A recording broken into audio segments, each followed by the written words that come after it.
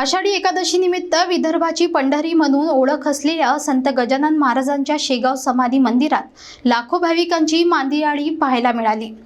मध्यरात्रीपासून मंदिर भाविकांसाठी खुले ठेवण्यात आले होते। रविवारी आषाढी एकादशीच्या पावन पर्वानिमित्त संपूर्ण महाराष्ट्रासह मध्य प्रदेश आणि गुजरात येथून लाखो भाविक शेगाव येथील संत गजानन महाराज समाधी मंदिरात दर्शनासाठी दाखल झाले आहेत।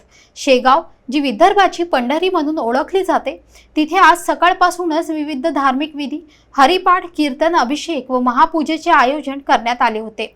गजानन महाराज संस्थानाच्या वतीने भाविकांची गैरसोय होऊ नये म्हणून रात्रीपासूनच मंदिर खुले ठेवण्यात आले होते। रांगेने चालणारे भाविकांचे दर्शनाचे प्रवाह हे भक्तिमय वातावरण निर्माण करत होते। गणगण गणात बोते या जयघोषाने संपूर्ण शेगाव शहर दुमदुमून गेले होते। भाविकांच्या आरोग्याची काळजी घेत संस्थानातर्फे चालते फिरते रुग्णालय, शुद्ध पाण्याचे टँक तसेच मेडिकल सेवा सज्ज ठेवण्यात आल्या। शेगाव नगरपालिका व पोलीस प्रशासनाने देखील वाहतूक व सुरक्षेच्या दृष्टीने ठोस उपाययोजना केल्या। संपूर्ण शेगाव नगरी काल भक्तिमय रंगात रंगली होती।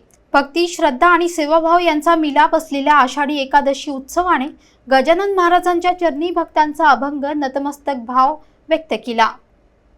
ज्याप्रमाणे पहिल्या पावसाची वाट पाहतो, त्याचप्रमाणे प्रत्येक वारकरी हा आषाढ महिन्यातील आषाढी एकादशीची आतुरतेने वाट पाहत असतो आणि तो दिवस आज उजाडलेला आहे आणि त्या दिवसाची आज वारकऱ्यांनी यथोचित इथं दर्शन घेत आपली वारी पूर्ण केलेली तिथं पाहावयास मिळते।